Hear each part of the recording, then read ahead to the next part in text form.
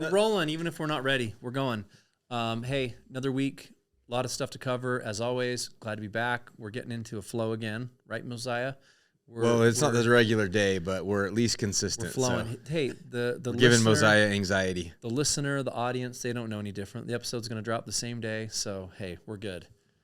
TBD, right? Mosiah, no pressure. Get it done. Anyways, back in a regular cadence, we got some other guests we've already been lining up and scheduling for you all that I think will be of interest, and some kind of exciting, maybe new content that we're going to have coming to the podcast here in the coming weeks. So, yep, absolutely. I think, well, I can give a little bit of a preview. I think that we're going to have some other guests coming on the podcast talking about M&A, mergers and acquisitions.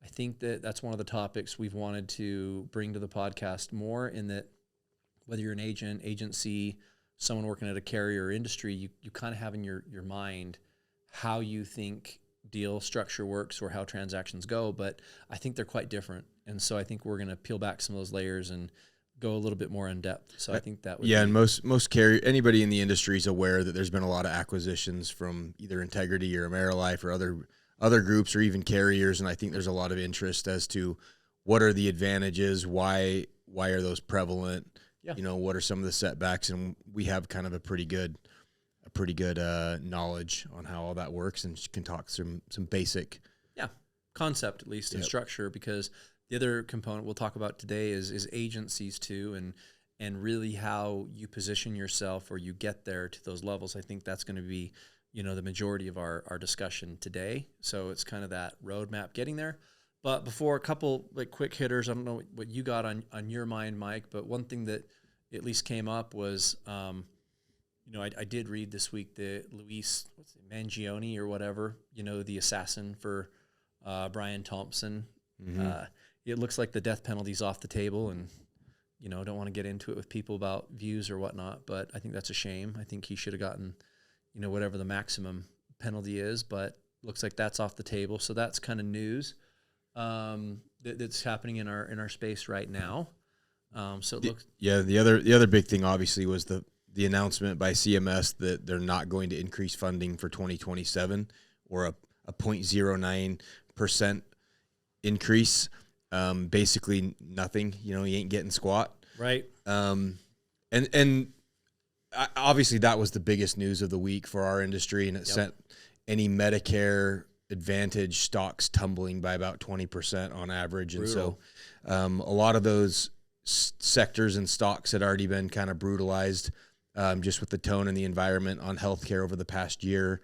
And so let's just say it created another potential investment opportunity, but it's one of those things where you think you hit the bottom, and then the bottom keeps getting carved back out. And for some of those, legacy big carriers, their stock price and their valuations are pre-2019, anytime pre-COVID and pre-growth. So it's looking pretty rough out there. It is, and we had maybe three conversations with individuals this week, and I always bring it up because I remembered it as a very hard life lesson. My GE stock, like I talked about, the one time that I put a sizable amount of money into GE stock when it was at $8 a share, and they were almost in insolvency, and they were splitting their divisions, and I thought, I'm at the bottom, and it went all the way to $2-3 or something. I'm like, and I sold. And now I'm sure people will message me after this episode and be like, do you know what GE stock is at right now?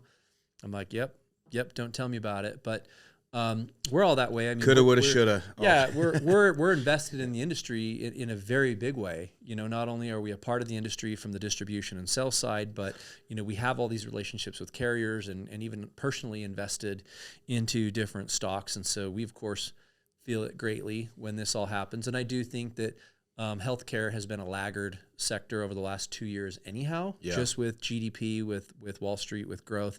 A lot of those healthcare stocks have lagged behind. And I mean, some of that is, of course, like I've called out, vertical integration in some of these carriers anyway. And I think that's part of it, the root of some of this. I would just say, I think there's a sentiment of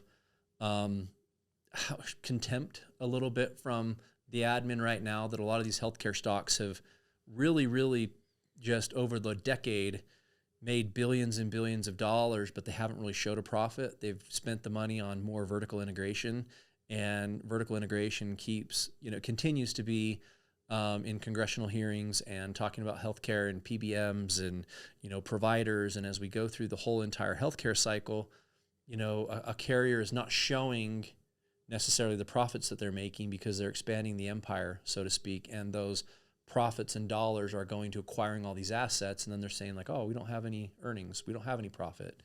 And I think that's been going on for some period of time. And now here we are in this, things are clamping down and ratcheting down on reimbursement rates. And it's like, oh, we don't have any money, but we actually really don't have any money now. Is kind of the sentiment, and it's tightening of the belt and everything else at the moment. But yeah, I mean, we've talked about it a lot, right? There's been a lot of ire from the current administration to the healthcare stock and the healthcare sectors and how poorly it's performed, and how abusive these healthcare companies have been to the American public and such. The prior auths. And it's really, they've been the bad guy. Healthcare companies have over the past 2 years, from not just this administration but before. And you opened by talking about, the famous case of a guy killing a healthcare CEO, and a lot of people celebrating that. And so it's a bad tone for the healthcare sector right now. But one of the things that we've talked a lot about, not to make this a financial podcast, but every single other sector in the entire country has seen that hockey stick exponential growth in their stock price and valuation. So it's not like healthcare sector tech, was utilities. It's Go look at any of those sectors and their growth curve, but there definitely is a tone from this administration to browbeat the healthcare sectors into submission. Yep. And basically, that's one of the things that you and I talk about. Is this is not financial advice, but we keep pouring on and adding more stock because these are our partners. We're big believers, and just the way that our American healthcare system is, at some point there's got to be a common sense correction and approach. Yeah. We keep talking about it. Like, yes, the browbeatings continued for 2 consecutive years. When does it find a bottom? Yep. Well, and I think that we've been talking about the CMS director and the Medicare director and some of the frequent and recent comments from CMS, basically that they're shifting from the old compensation, antiquated reimbursement compensation models to be more outcome driven, right? And I think that if you didn't believe CMS before, if you didn't believe that the government on speaking out on that initiative, you're literally seeing it. They're putting their money or not putting their money where their mouth is on these old funding models, and they're talking about not making these reimbursement payments, and V28 is still causing a lot of these healthcare companies reimbursement issues, and they're even talking now about not paying for reimbursement rates if the charting isn't integrated. Correct. And things like that. And so CMS just basically has been saying at every turn recently, we're going to be shifting to more outcome-based incentives and compensation. And so we just talk always about, well, where are we going? Everybody was pretty disappointed that the funding environment for 2027 is going to remain flat. Meanwhile, we keep seeing costs increasing, and we just went through the toughest Medicare Advantage and Medicare market overall in 2026 plan year, and it's looking like that's likely to continue. Yeah. We were actually just, again, having the discussion, and I have not checked, and I should check Polymarket, because I don't think that 0.9% increase, when we're talking about it being flat, it's less than 1%. And if you look at, the last 10, 15 years, the Medicare reimbursement rate will anywhere, that would be the lowest that it's increased in quite a long time, if ever. And it's sometimes been as high as like 8%, but usually 3, 4, 5, that's a very common rate increase for Medicare. Now, talking about the poly market, if I'm a betting man, and I sometimes am, because as a business owner, you have to make bets and sometimes bet big. And I would bet a lot of money that I think that 0.9%, when it ends up, I think it will be higher. I do. I don't know if there's a thread yet on Polymarket about that. Maybe I should go start one. But I would put my money in the category of, I think it will end up higher than 0.9. But so that's something to watch over these coming months.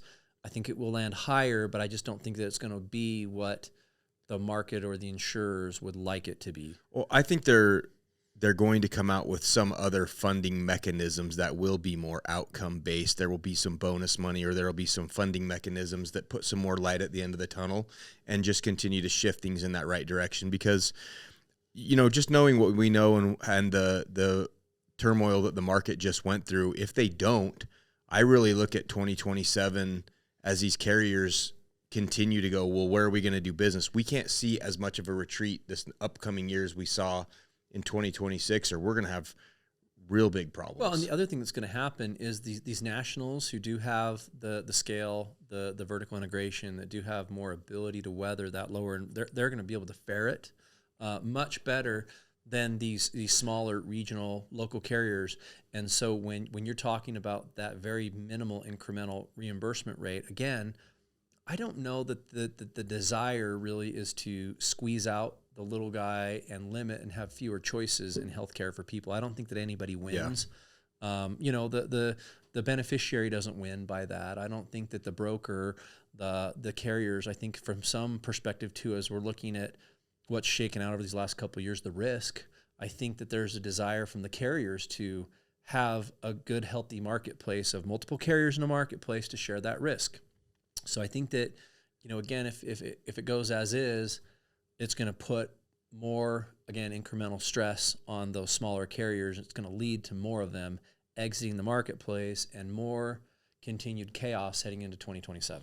Yeah, and we did our elite agent training this week, and one of the things that I talk about is not only with agents, but with these insurance carriers and kind of the funding mechanisms, and we talk about value-based care.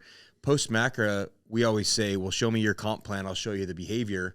And look, we have CMS that had set these funding mechanisms, and they basically had set these parameters for how these carriers could all make this money and do these things. And they did what companies do, which is maximize those reimbursement rates and maximize the dollars. And now we're in the and there's all these lawsuits, right? Yeah. Where the government sues the health insurance carrier, and then it could, name your carrier. It could be a STARS thing with alignment or scan. It could be an upcoding against Humana or United. There's been so many lawsuits over the last couple of years, and time again, the government loses because the carrier just comes back and says, well, look, we just followed the roadmap that you laid out for us in the comp plan, and we followed these initiatives, and this is how you designed this program to work. And so we did exactly as we were legally able to do, and they've just won, or they've all been thrown out. And then they go, okay, well, we'll just change the metrics then, and pull that back. And so it just feels like this pendulum swinging back and forth, and we're on the other side of it right now. And so, like I said, I am, maybe we're fools, but I feel like I'm optimistic that there will be some other opportunities for these carriers to get the proper funding that they need to not just do business, but deliver good quality services to the Medicare beneficiaries and still be able to find a way to make a profit. Yeah, the other thing I would this is more of a question to listeners, and I'm directing it more to our partners, our affiliate, our carrier friends that are out there in the space too. Before we move on to the really what we want to talk about with agencies. Is other services from agents, like as we're talking and the shift going from total volume of enrollment and sales, and whether it's MedSup or whether it's Medicare Advantage, there's this big push for quality and for better business and less churn. But we talk frequently about the role of the agent and what they can do to be more valuable to the consumer and to the carrier. And I'm posing the question, what are those services that an agent can be doing for you? I know there's some out there who are starting to pay for other services, whether it's booking their first, PCP visit with a doc that's par so that they can get them in and do some of their preventive services. I know some of it is email capture that they would like, or TCPA opt-ins for, consumers, so that the healthcare provider or the carrier can have a easier way to communicate with that member. What are kind of some of those services that you all see that brokers can expand their role and be more valuable? Because in my mind, I have ideas, but I'm just curious as to whether or not it aligns with some of the leaders at some of the carriers. Yeah, it's interesting. It's one of the things that we talk about all the time with independent agents, and trying to build good quality residuals and a long LTV of the policies, because the way that FMV on Medicare Advantage was designed, and even on supplements, And the whole reason why the industry pays residuals is because the company can get a better outcome with paying that agent to retain, to do some customer service, to do perform any services that need to be done every year, like you're saying. That's the whole point of residual commission. And for some reason, the way that the compensation had evolved over the past 5 or 6 years in this industry was this upfront sales commission, and then the back end was kind of an afterthought. And it's really the opposite. And so we're seeing a restoration of those principles where it's like, look, a good agent and to these insurance carriers, they're going to do a better job for you to acquire the business, retain the business, and service that business at a lower overall all-in cost by using a good broker to do these services than it is, oh, I just compensated this spammy agency to buy some inbound calls and enroll somebody and get a heap commission and then abandon them. You know? And I'm not calling for more I don't want more regulation. I don't want any more regulation. But when we were talking about it too, it's like as the carriers have kind of established where they don't want to influence those behaviors anymore, and they don't want to front cash, and they don't want to do heap commissions or other things like that, as they've backed away from that, learning what that's done with their quality and their LTVs, then you had enter the equation, investors and institutional capital that was going, oh, hey, we have an opportunity here. And that's been a theme for the last couple of years. But I don't want to keep rehashing episodes we've talked about before, but at least it seems that the pace at which that is happening and how heavily that's been influencing the marketplace, it at least seems like that is really simmering and dying down as that quick return on capital and the opportunity to yield a good result there is kind of diminished now. I do see a lot of those trends backing away now, and I think that's good. So. Yep. Well, let's kind of transition into what we really wanted to talk about, because one of the things Dan and I have been spending a lot of our time about towards the end of the year and in January are agency affiliations, new agencies that are wanting to emerge, people who want to kind of, what we've seen is with an intense pressure like this, it's made people either want to tap out and get out or rise and kind of go back into growth mode. And so we've been dealing with a lot of different agencies. Let me back it up a little bit. I want to set the tone a little bit. I want to be really transparent. Some of our listeners are current affiliates and partners, a very small percentage, but most of you are not affiliated in any way, shape, or form with us. But every year, Mike and I, from a leadership perspective, we have all of our goals and our roadmaps. And last year, we scoped out and we set a goal for how many agency partners and affiliates that we wanted to bring on for the year. And we met that goal last year. And we've been fortunate enough that over the last 3 to 4 years, pretty much every goal we've set, we've either met or exceeded on any of our key initiatives. And so we brought on key partners last year, and some of those partners, hey, hopefully you're listening. We appreciate you. You're awesome. Feedback from them has been that they've made a great move and they've had a great experience. And even though it's been a rough industry-wide, they've had growth and had a lot of success. So we had a handful, I shouldn't say handful, we had several new agencies come on last year, and that's been great. This year, we have that same goal, and we've even increased that goal in agency partners that we want to bring on.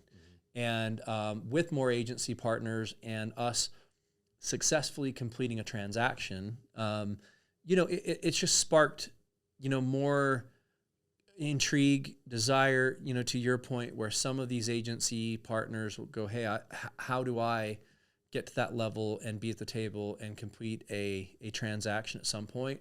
Or like, how do I start building to get there? And then we've had a lot of agency partners who are not affiliated that have already started to reach out to have interest to align or grow and get there. And so I think that's what we want to talk about. And listen, it's a good thing. We welcome that. That's what we want. We want that interest level from partners, and we want that engagement. But I think it's really important to be setting very clear expectations as to what's actually going to drive and get you there and what's not. So. Yeah. And overall, we kind of wanted to break it down into one, what are people's desires to get into agency, right? And if I may be speaking about this at Medicare-related, this is the kind of the proposed topic that I'll be. Ooh, what is the official title of the topic? Well, it should be for going from agency to owner, and basically it'd be that transition. And I think the first thing to cover or ask yourself as an agent is, what's your desire, or why are you wanting to get into an agency? Is it because you heard somebody else made money and you want to go have an acquisition and you've got dollar signs in your eyes? Or do you want to transition more into recruiting and a growth and a training and actually build a business, right? And then from there, Dan will go on and we'll kind of expand. Is it more of a lifestyle business, or are you growing an actual company, a professional level company? Yeah, and I want to talk about that a little bit more. Before I forget, I was getting out my phone to look at dates because I couldn't remember off the top of my head. Mike and I, we are planning to do a session here March 10th and 11th. We've been highly successful at doing these elite agent trainings, and Mike does a great job with it. He leads it as far as the content, the curriculum. We incorporate a lot of our staff members. Overwhelmingly, we get great feedback from the agents who attend the 2 days, that they walk away having learned something, having some skill sets, better clarity on the industry, like where they're headed. And these agents who attend typically are successful in growing their revenue, and they're contributors to the company. And we like the program. Yeah, so, over 80% that come to the meetings or these 2 day trainings end up becoming what we consider highly productive. Yeah, and these are the people that we form relationships with, that we spend time with, that we continue to develop and nurture, so to speak. And we want to do the exact same format, so to speak, but for agency owners. And so we're doing that on the 10th of 11th. So if you're one of my agencies already listening to this, your ass better be there if you're planning on growing, right? Yeah, like 10th or 11th of March, we're going to be hounding you guys down. Yeah, like if you don't attend this, then I'm not going to take you serious, unless you have a severed limb, child in the hospital, a funeral, something pretty severe. It's not like, it's kind of like a 45-minute drive to go to that. You'll be hard tracking me down. You'll have a hard time tracking me down to meet with you individually. But anyways, we'll be doing that on the 10th and the 11th. And it really... Is that open to just our agency owners? Or? No, you know what? If you're listening to this, we don't care. I've said it so many times in the industry. This is what we do. We train, we educate. We have a part in the industry of what we do, and that is bringing value and educating. We want to bring value to our partners. We want to bring value to the carriers, and we want to bring value to the consumer. And so it's just what we do. Even if you're not an affiliated agency, just hit us up. Obviously, you're going to have to pay your own way, because if you're not one of our agencies, we can't pay your plane ticket, but come on out. So how much is it going to cost me? How much is this seminar? Is it $5,000 for my 2 day training? Right. Not the zero. The value is again, that I think people will understand what role we actually serve in the industry and how we actually help agency owners grow their business. And I think that our role in monetization is not to, charge people for training and for education. If I'm doing a good job, then you're going to align with me and want to align with me, and you're going to sell volume and product. And our monetization model has always been, I get paid when you sell policies, and that is how we make money. And if I'm worth a damn at what I do, I'm going to teach you how to do it, and that's how I'll earn my paycheck. Yep, so, literally, we only win when you win, and that's it. So think about that for those of you. And part of it really breaks down to, I've started to have these conversations. When I got on this call with some of our agency owners in November and December, and some of you listening know what we're talking about, I went through and said, hey, I'm going to be amending some of your agreements this upcoming year. Things have changed. Look, we need to evolve. The business needs to change. And it's more tough love for a lot of agency owners, because there was just these years from, it was easy, right? Like for a decade, the trajectory and growth of especially Medicare Advantage was just like to the moon, and it had been for 10 years. And when that's all you've experienced, you just get accustomed to that, and the whole playing field has completely changed.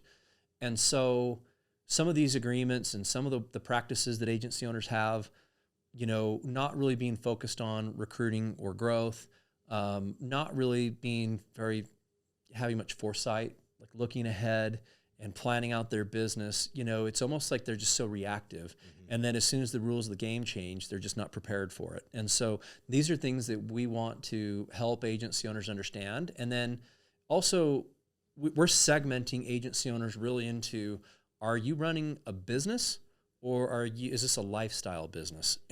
And most people still don't even know the difference. And if you don't know the difference, the chances are you're running a lifestyle business. Yeah, most people are running a lifestyle business, and that's not bad. Yeah, that's great for most people. And when we talk about a lifestyle business, we're talking about, okay, I'm explaining a scenario, so please nobody out there feel picked on. I'm not singling anybody out. Yeah, like, and if you're one of my agencies, I'm not. Please don't take this in like a derogatory way or a negative way or anything. We see it all day long. You're not alone. We see an agent who's successful, who starts making a couple $100,000 a year as a broker, and then they want to, basically like be a recruiter, and they want to go recruit a couple friends and family, some other people, and then they want to get paid to, have like a team, and they start making overrides, and before you know, they just settle in to whatever they're comfortable with: 5 agents, 10 agents, 20 agents. That's it. They hit that point of scale to where they're comfortable. And they're getting that bonus, that gravy money from like override money. And, and they've not created more value to their team. And they even get to a point where they just either don't know how to grow and scale their business, or they just are not willing anymore to risk their own capital and do that to go grow their business. And they get to this point where when we say lifestyle business, let's say their revenue goes from $300,000 to $500,000 or $700,000 a year. Look, that's great. I mean, if you're out there running a small business with a couple, agents, and you're have $700,000 in top line revenue, and your expenses are pretty minimal, and you're taking home $600,000 a year, you're killing it. Yeah, that's great, man. Like, look at what's out there in the world.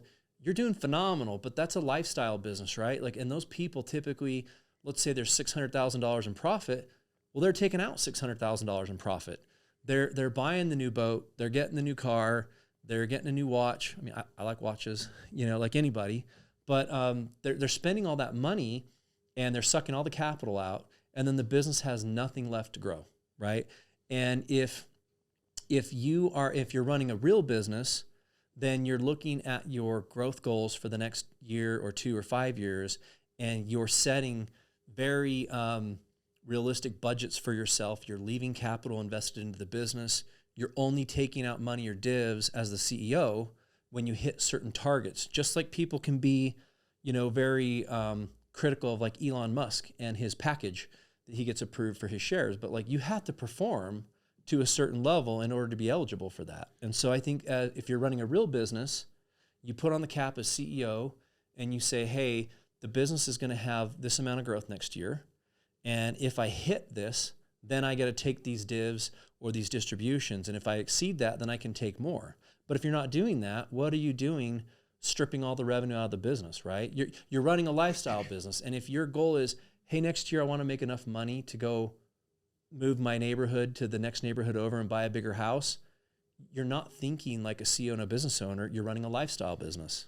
Right? Yeah. And, Dan may or may not hear me talk about this all the time, but when people ask how we've been able to do what we've been able to do at Agent Boost, basically the main thing that I tell people is different from Agent Boost and a lot of other agencies is exactly what Dan was talking about, which is what he did. And Dan was just more willing. He doesn't pat himself on the back very, very often, but I will as his partner and brother, of course. But he was more willing than anybody else to reinvest those dollars in growth into the business and delay that gratification and delay that income for longer and longer and longer than anybody else that I've seen, not just in our area, but in the country. And that's how we were able to have, a meteoric rise.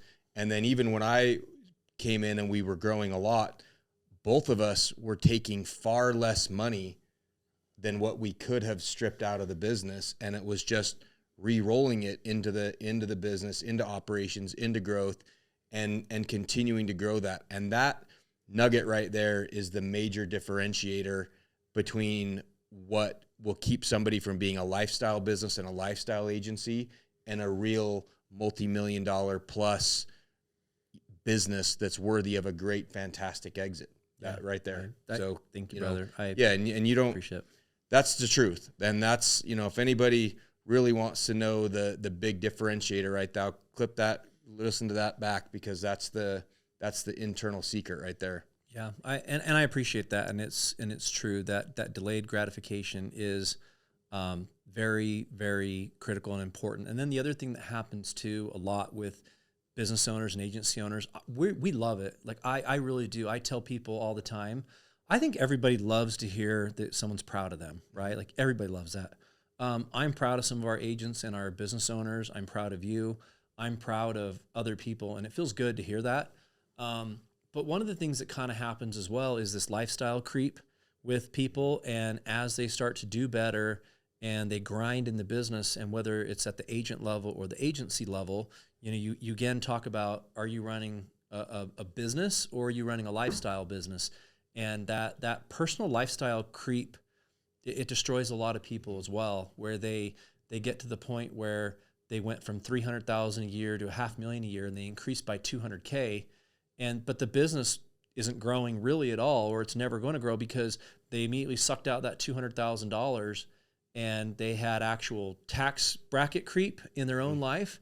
Because when you're a business, you pay taxes after you spend everything, right? And so, but people frequently, if they would have taken all that money and invested the capital into growing the business, they would have been taxed on it. They would have been spending it to expand the business and grow the business. Instead, they take that $200,000, they get the new watch that year, they took the lavish vacation, buy the bigger house, get a bigger house payment. They did all the things, and the money's gone, right? And so then next year they're back at the nose to the grindstone, doing a lot of the same things that they were doing the previous year, and maybe they're going to grow it from 500,000 top line to 600,000 the next year. But they could have taken it from 500,000 to $1 million and done that jump and invested that capital, but that capital didn't go to work for them and get invested. It paid for luxuries. And I totally get I've worked hard, I've earned it.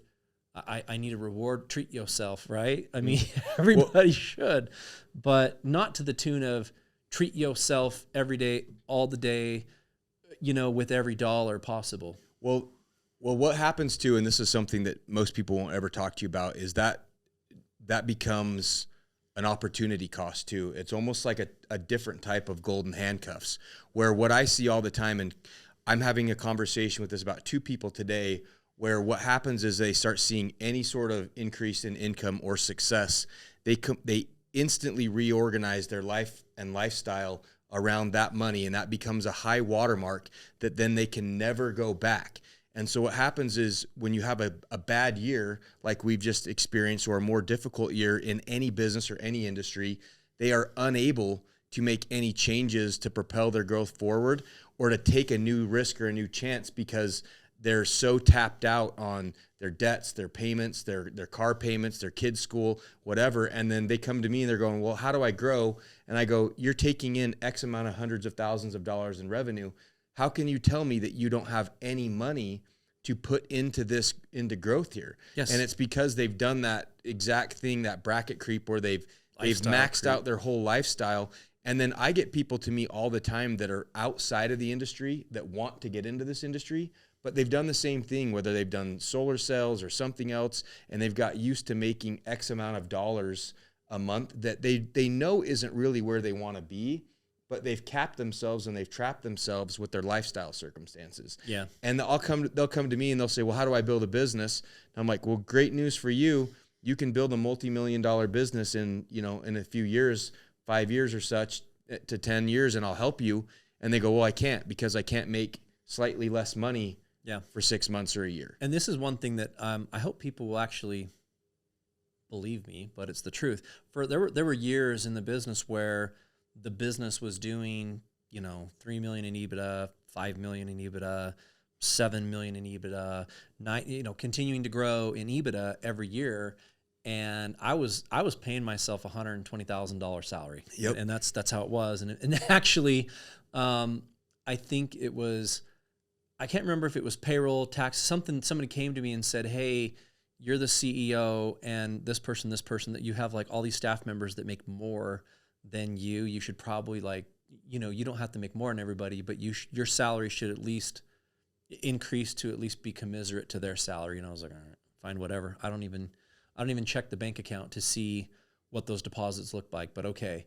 And so there were years where, if I were running a lifestyle business, I could have been, sucking out $7-8 million per year in that cash flow. And that was actually the amount of disparity that I would have in a year, to where I really wasn't taking out much because I've just lived my life in a way where I'm structured. I don't have debts.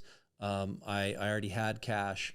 And so I wasn't drawing down from the business and sucking it out. Running a lifestyle business, I was continuing to see the growth, and then every year it got more fun, seeing more cash flow and more capital that I could go and reinvest and grow the business. And so that's really how we were. And I say that fairly transparently because that's what I want other agency owners to be doing, is even if you're in that spot where somebody's, maybe making $700,000 a year, that's awesome. But you should be, being disciplined enough to live a lifestyle where you're taking home, $250,000, and that's pretty good, or 300, but you have to establish what you're actually going to lifestyle you're going to have, what you're going to leave into the business. Or of course, the other way you can do it is go take on a partner, go take outside capital.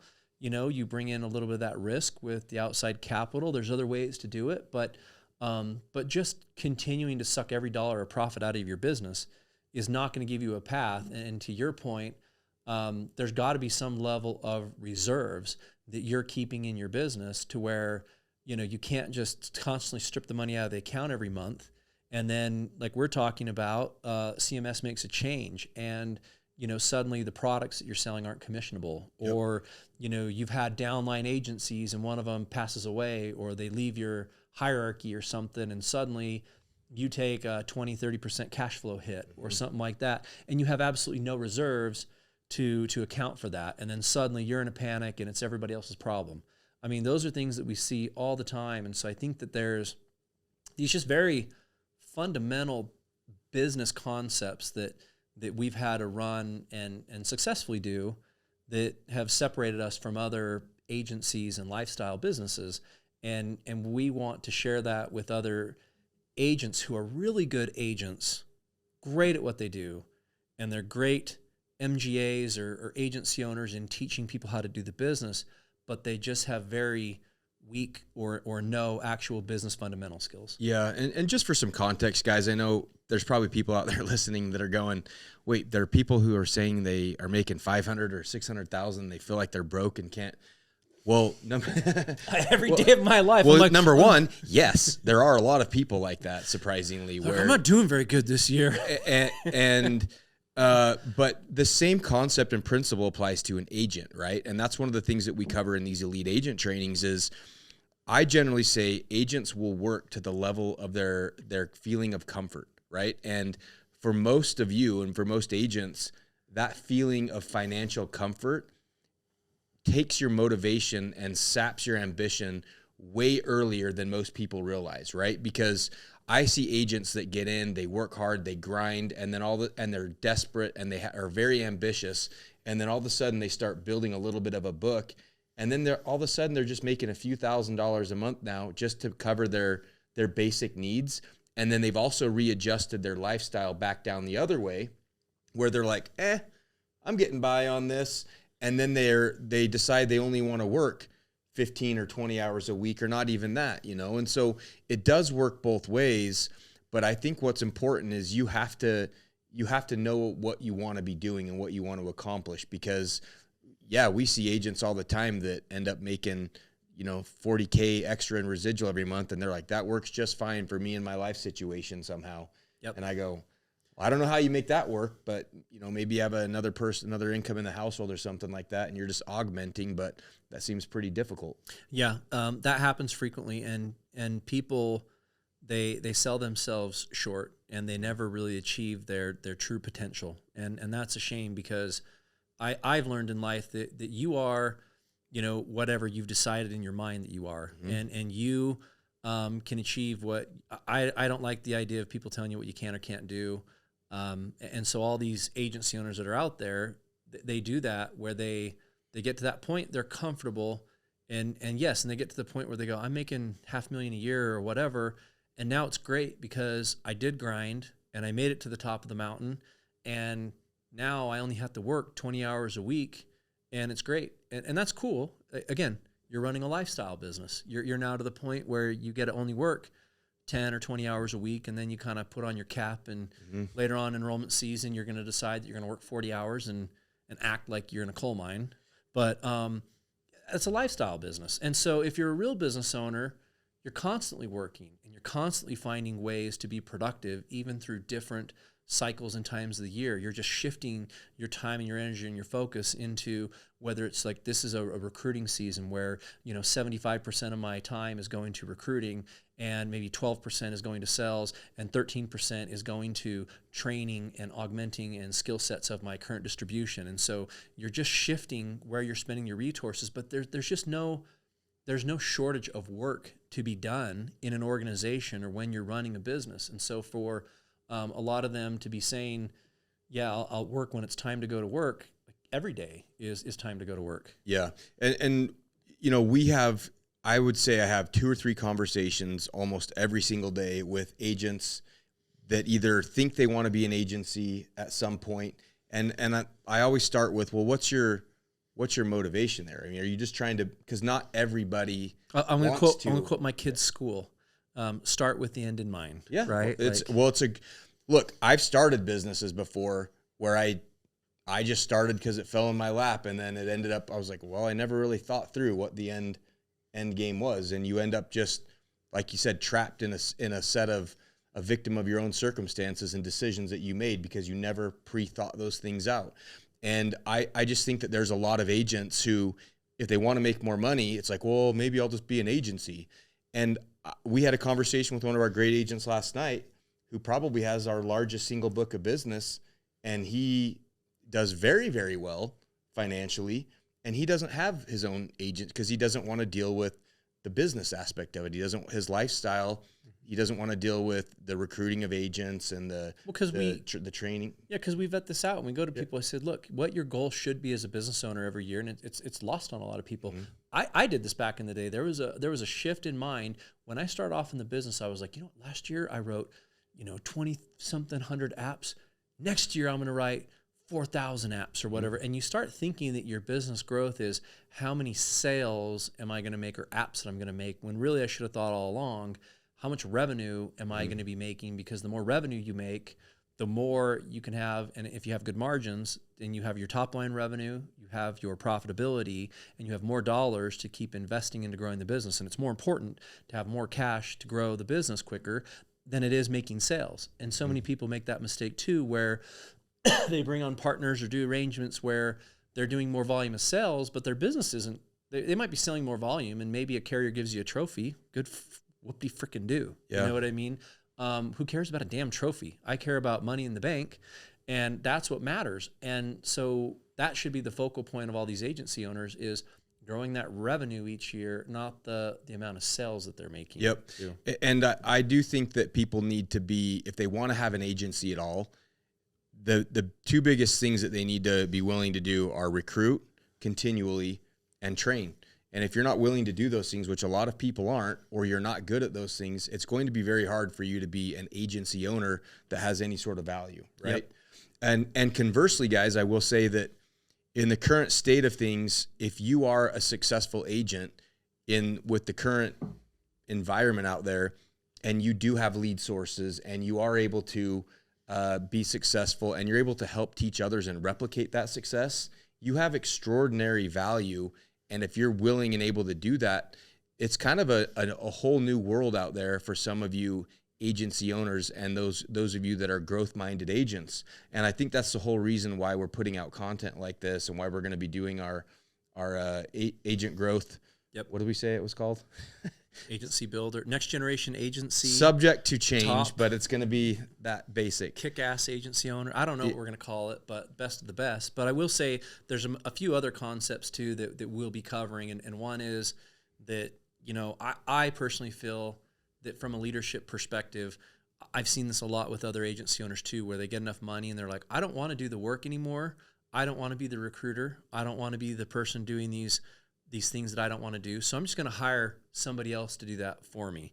And that doesn't work a lot of the time, because I actually just know conceptually that if I want to be respected as a leader and a business owner, that I have to be doing the hard work. Like, people have to see me, in the boat rowing, doing the work myself, and continuing to be willing to do the hard work, to have the hard conversations, to do the difficult things, because that's how I continue to win people's respect and then want to lead me.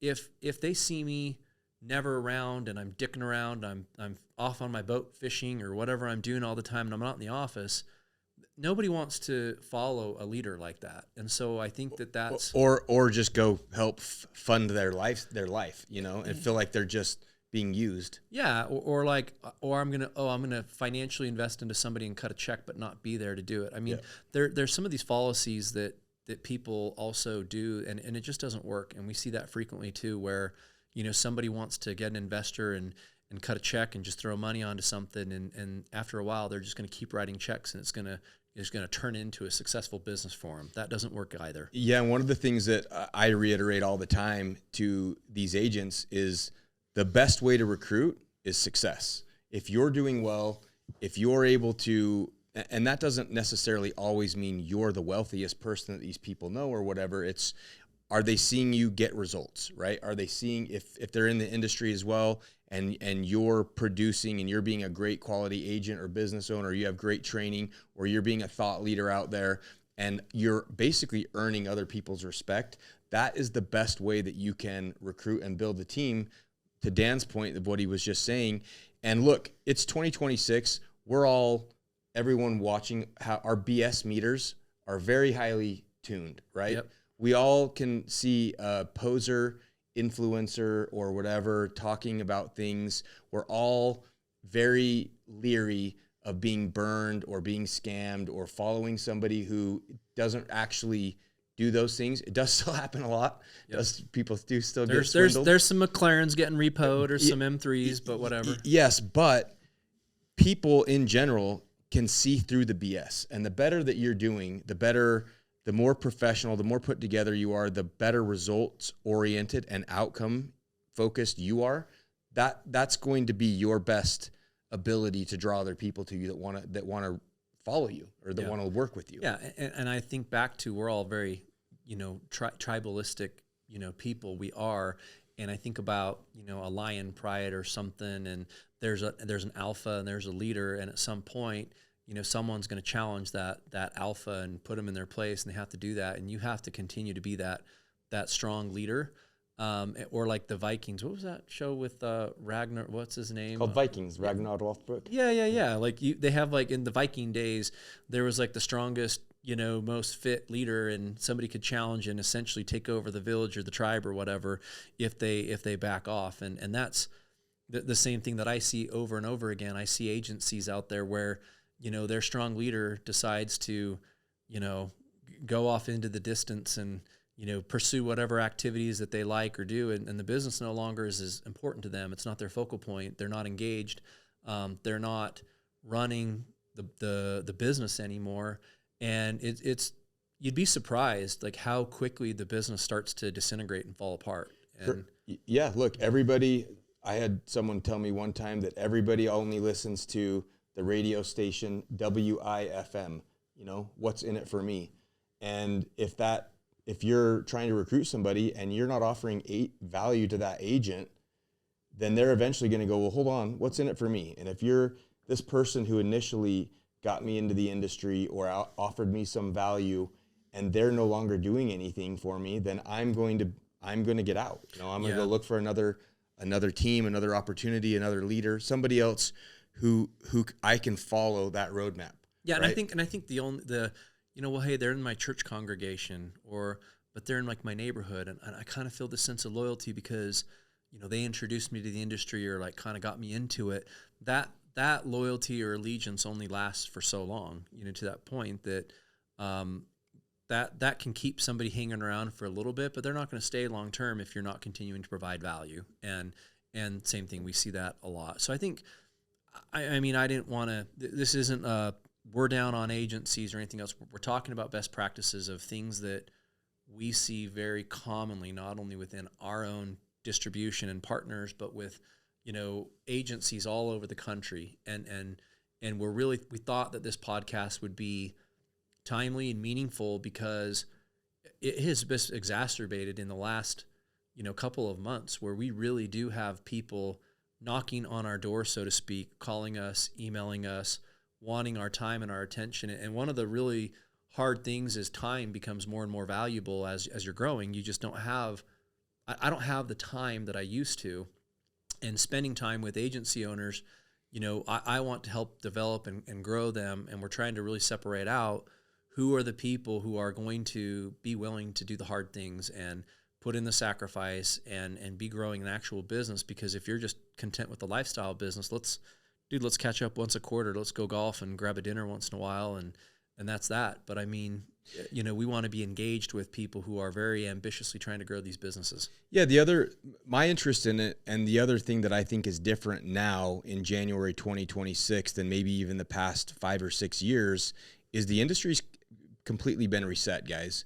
And Dan and I, frankly, have not pursued growth by agencies at all over the past 5 or 6 years. It's been our own internal, direct, organic growth. And one of the reasons for that is, frankly, you can have a good direct agent model and make a hell of a lot more money than even a lot of big agencies. Yep. But what I'm interested in right now, and what's been a little frustrating, is everybody over the past 5 or 6 years has been lured by the siren song of these big, sexy call centers and these like quick scalable things and everything virtual. And I'm going to go grow this deal, and this person's going to give me this amount of money on my contract, and I'm going to go get all these agents, and we're going to all do, we're going to go buy a bunch of calls from somebody. The best is I'm going to get capital funding from them, and I'm going to sell my 25 to 50, and then I'm going to own these policies, but then I'm going to heap these ones, and then I'm going to arbitrage this one to get more capital from this partner, and then I'm going to suck out my money for my lifestyle business, but I'm going to be and I'm going to sell in 1 year for $40 to $60 million. We've heard that and seen that and talked to people like that. I'm not exaggerating, a couple hundred times over the past few years. Yep. And frankly, it just got exhausting to where we were like, look, there's always going to be somebody else that's willing to whore out a little bit more dollar than we are, because we just have more value, and we've got to be able to have. And we tell people jog on all the time. Enough skin in the game, where it's like, no, I'm not taking on your risk. I'm not taking on to make a little micro margin when somebody else is just willing to pass through paper. And I think about all that time about that agency that hit us up at Medicare-related. I can't remember if it was last year or 2 years ago, that literally had a spreadsheet and was walking around from FMO to FMO at their current rates. And their grid. Yeah. And was like, would you like to bid on any of these and give me a couple dollars more for me to essentially move? And we're like, pound sand, dude, like not interested at all. And they're kind of shocked because everybody else, like, they're chumming the waters and then let everybody else come throw offers. And I'm like, that crap is gone and dead out of the industry right now. And most of those entities did not survive. And I direct those people and say, hey, if all you're looking for is a wholesale contract, go hit up these people, or go hit up. And for some of those people, that's been their model, is just like small arbitrage and things like that. And there's been a place for it. But I'm interested in it now because I feel like we're in this post evolution era, or this transition era, where there's a lot of good potential for agencies to grow and build, and a lot of good operators that don't have the baggage of the past few years. And there are still people that are in growth mode. If you want to have an acquisition, there's still that. But we're also in an environment where a lot of these big players, I think we were one of the last big national FMOs to kind of get gobbled up. Yep. And so now it's like, how do we as an industry cultivate and develop this next generation and this next crop of all of these other good operators and leaders, and be selective and find those people and help them grow to whatever they want to do, right? Yep. And there is, like I said, there's still less money and margins in that for us, but like Dan said, we do love to help people win. And he and I are both, as I know everybody says this, but it's actually true, we're as motivated by helping people win and have them achieve their dreams and their goals and their financial things and better their lives for themselves and their families as we are for just the monetaries. In fact, at this point, it's probably swung more in the other way, right? And so we do want good partners. We get value out of helping people grow. And there's a big opportunity for it right now to build in a good, healthy way that there maybe hasn't necessarily been for the past few years. Yeah. And look, it doesn't come without sacrifice, and it doesn't come without, it's hard work, but yeah, it's there. So I guess the gist of it is, hey, a little bit of a call to action to anybody listening. We are going to be doing that workshop. Hit us We'll have a link below in the description, whatever it's called, to register. We better have a link to it in this episode. But but the call, the beacon is out there. If you're trying to grow, we want serious people, people of high caliber, of good integrity, who want to do it the right way. We don't want the business people who want to take every shortcut possible to try to get to some end result. We are willing to spend our time, our effort, our attention in trying to guide people on how to appropriately build and scale an agency, and doing it the right way, hopefully for those that are positioning to even exit at some point in the future. So I think that's what we're I guess talking about in this episode, and look forward to meeting some of you, at our workshop next month. Yeah, and we are still very optimistic, guys, bullish. This is still one of the best income generating opportunities and business building opportunities that there is, despite the fact, that we're often on here talking about some of the challenges and lamenting some of the difficulties. It's still an incredible opportunity to basically fuel whatever financial and lifestyle dreams you have. Yep. I think that's all we got for today. So, thanks, guys. Peace out.